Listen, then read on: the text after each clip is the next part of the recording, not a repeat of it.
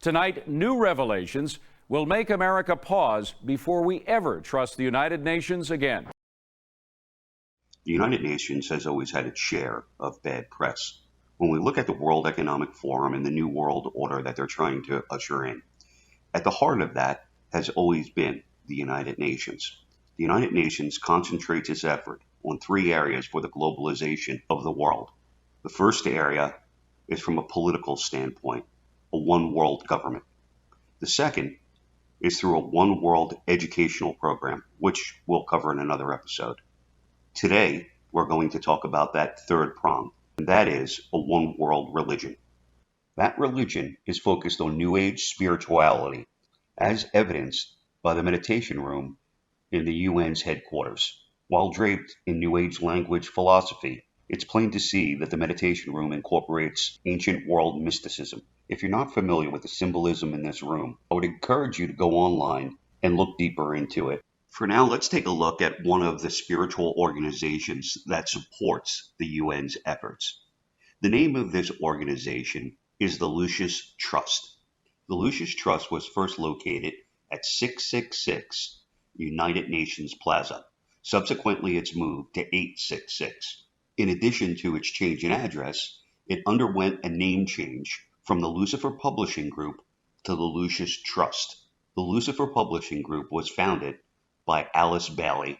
Just months before the UN Charter was signed in 1945, Alice Bailey claims to have contacted a spirit, which in turn communicated to her something known as the Great Invocation. The Great Invocation is a ritual prayer that is used to bring about the return of the being known as the Christ. The Christ is a great teacher and subordinate to Lucifer, the bringer of light.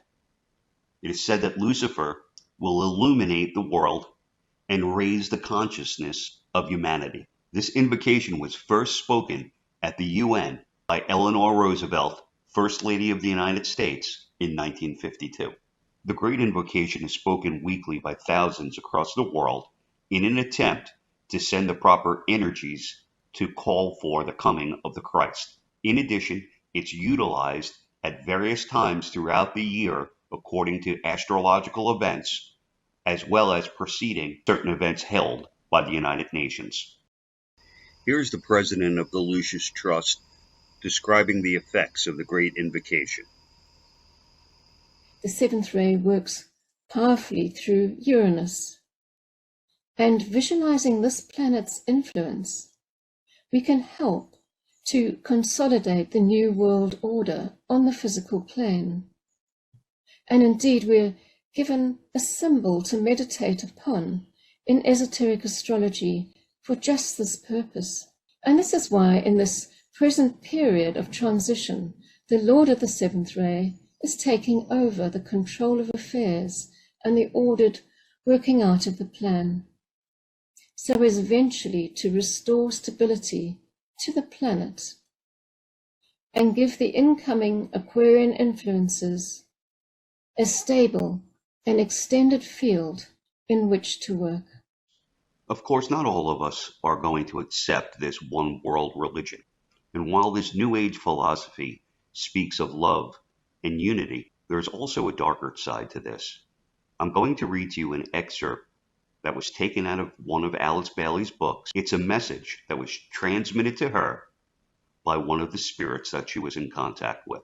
Here's what he had to say about our lack of acceptance. An infection will menace the life of humanity.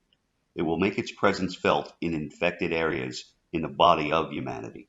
Another surgical operation may be necessary to dissipate the infection and get rid of the fever.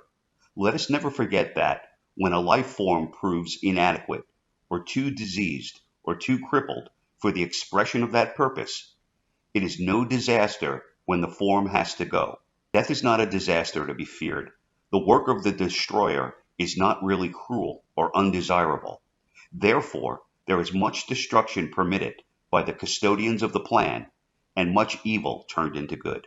On this topic, another spiritualist writes, souls will have passed on into spirit to rethink their attitude. Here's the way the removal of nonconformists is lightheartedly explained by the Lucifer Trust. And it's that will that the Christ is going to bring when he reappears. And it will burn away. It's a sort of fiery will to good.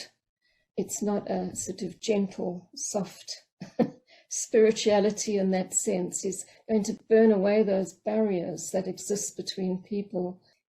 In essence, these people believe that until everyone is on the same page, they cannot achieve their goals.